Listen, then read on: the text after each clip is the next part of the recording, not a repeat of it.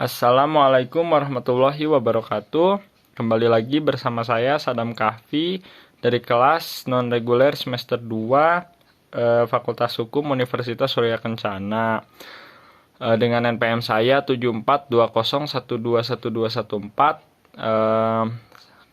Pada kesempatan kali ini saya akan mereview kembali materi hukum pidana, mata kuliah hukum pidana oleh Ibu Profesor Heni di pertemuan ke-8. Pada pertemuan ke-8 membahas mengenai sifat melawan hukum. Jadi di dalam sifat melawan hukum ini kan ada diatur di dalam KUHP ya, dalam undang-undang. Nah, sifat melawan hukum ini dibagi menjadi dua. Ada sifat melawan hukum formil dan juga ada sifat melawan hukum material.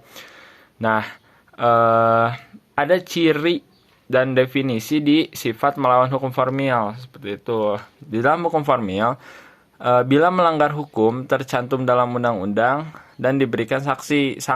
Jadi karena formil tuh tertulis, sistemnya berpaku pada hukum-hukum yang tertulis, maka jadi bila melanggar hukum tercantum dalam undang-undang dan diberikan sanksi. Selanjutnya, sifat tindak pidana dapat dihapus bila diatur berdasarkan undang-undang material seperti undang-undang di KUHP dan lain-lain.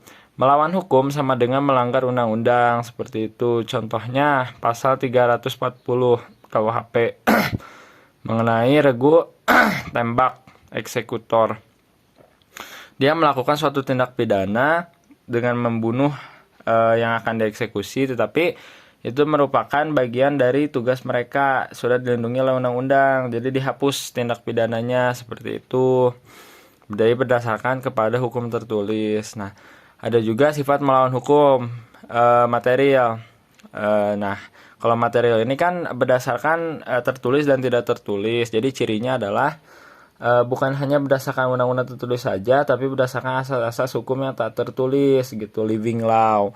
Bersifat melawan hukum dapat dihapus berdasarkan undang-undang dan aturan atau hukum tak tertulis. Melawan hukum saja melawan hukum sama dengan bertentangan dengan undang-undang atau hukum tertulis dan hukum tak tertulis. Jadi dua-duanya ya, hukum tertulis dan tidak tertulis, karena bersifat living law juga di sini. Nah, contohnya hukum material ini mencuri.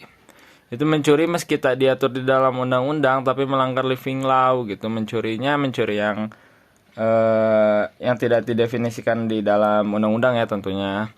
Nah, jadi kesimpulannya, sifat melawan hukum dapat dihapus dengan alasan pembenar. Menurut hukum formil, alasan pembenar hanya dari hukum tertulis, sedangkan hukum material berdasarkan hukum tertulis dan juga tidak tertulis. Selanjutnya, ajaran melawan hukum formil tak lagi dianut sejak 1963. Jadi kalau di Indonesia itu material ya, dia menganutnya lebih ke material seperti itu. Mungkin pada kesempatan kali ini hanya sekian yang dapat saya sampaikan. Mohon maaf apabila ada kesalahan dan juga ketidaksempurnaan materi. Terima kasih. Assalamualaikum warahmatullahi wabarakatuh.